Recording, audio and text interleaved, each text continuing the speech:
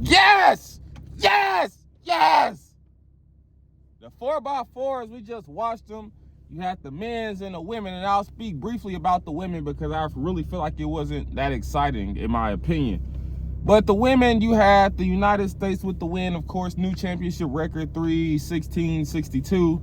You had Jamaica get second, they locked in. The women went out there and got it done, they got second.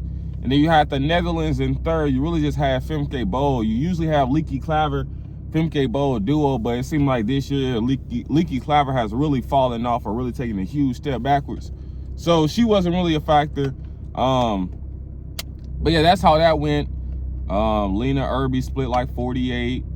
Isabella Whitaker split 49. Sydney split 47-9. So overall, it was a good showing from the USA women. They did what they usually do, just go out there and show how they're light years ahead of everybody else when it comes to the 400 meter or 4x400 meter relay. You know, they have the depth. Like now, individually, it's belt. Like it's belt the US. The USA women suck when it comes to the open 400, but as a group, they're just deeper than everybody. It's just way more depth. And then, you know, the Great Britain, they typically have a decent team, but they didn't even make the final. I don't know what the flip they had going out there. So that was just a horrible showing from them yesterday in the prelims. But Jamaica did really well. They ended up getting second. I know Stacey Ann, I think that's her name, or something Ann type shit. It's not Shelly Ann though.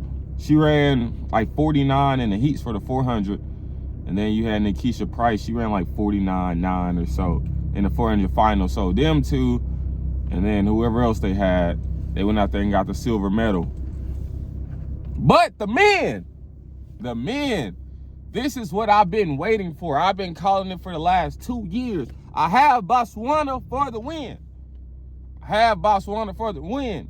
And then coming into it, I had already stated I believe in Botswana like months ago. I made a Twitter post. I have Botswana doing it, man. Like I just feel like they're going to be way more motivated from last year.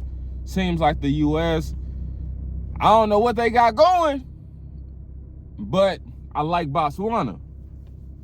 And then World Relays rolls around, and Botswana sent they B team out there. They didn't have Lee Epi on there. They didn't have Endori on there. They didn't have Colin on there. They didn't have Tobogo on there. And them guys still ran like 257. I was like, oh, snap. So if they B team running 257 and the US B team can't even qualify, sheesh. It's going to be a long day. And a lot of people was like, this the US B team. You know, we got this person, Vernon Norwood and Bryce Damon and this.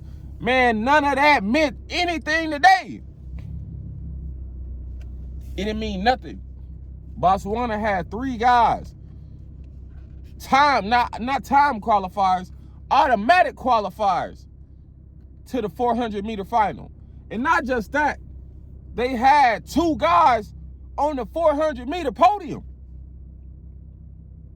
World leading time and another top time in the world, 44.2.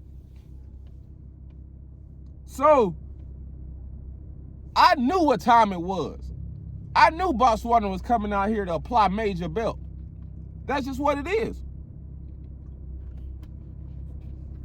Then the US men, they looked horrible in the 400.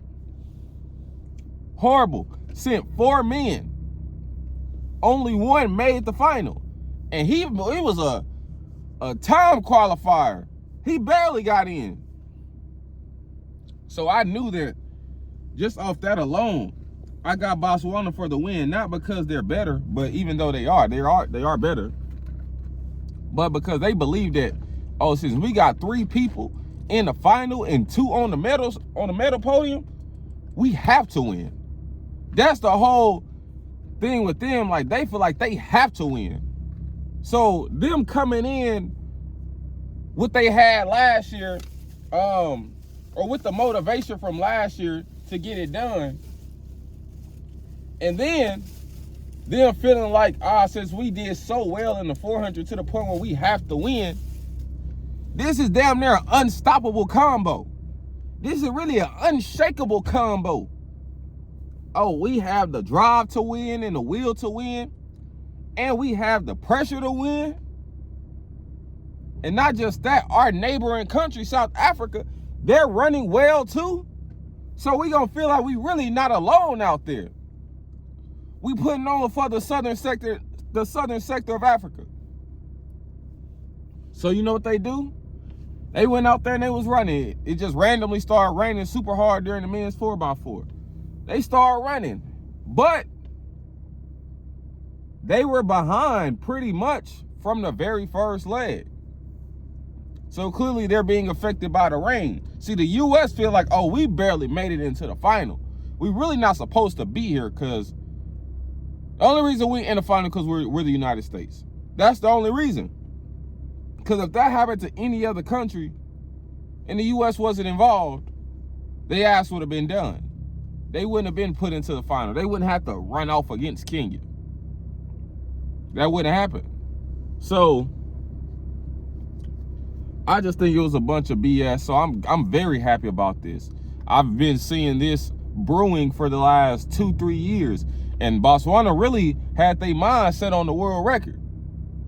But you know, the weather didn't permit and this and that. But hey man, these guys young. The oldest guy on the team, 26 years old.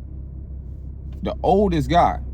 You gotta think they fastest guy, who's the 100-meter or the 400-meter world champion, was literally 20 years old like 4 or 5 months ago.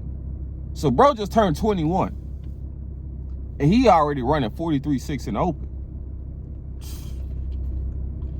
And y'all also too, they coach was like, we approached this year like it was a down year. We let the guys rest. We didn't train them as hard this year and this and that. So these guys running like this, and this was damn near an off year for them. They took months off of training, and that's what Tobogo was saying in ends 200. Like, yeah, if you see how many like months and shit we took off for training, like, surprised we even made it this far. But the fact that they could be lackluster in their preparation and still pull up and display this type of showing, it's a crazy thing. Like, people like, this person up next and this person up next. Nah, I really feel like these guys up next, and they up next quick. They up next quick in a major way. In a major way. And the way that Colin did Rob Benjamin on that anchor leg coming from 5-6 meters back, and it looked like he was fading coming down the home stretch. Then with that last 50, that's what you can't teach, man. It's all mental. Like, who the dogs? Who want it and who don't want it? Who's the dog? And he showed that, oh, I'm that dog.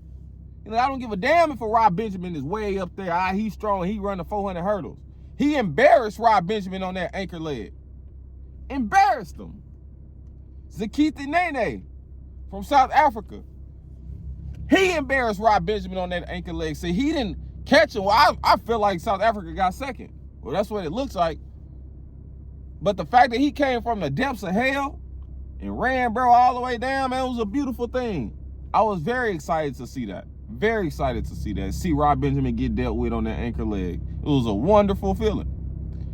But overall, it was a really good race. Everybody was close. The weather was bad. But y'all let me know what y'all think about the 4x4.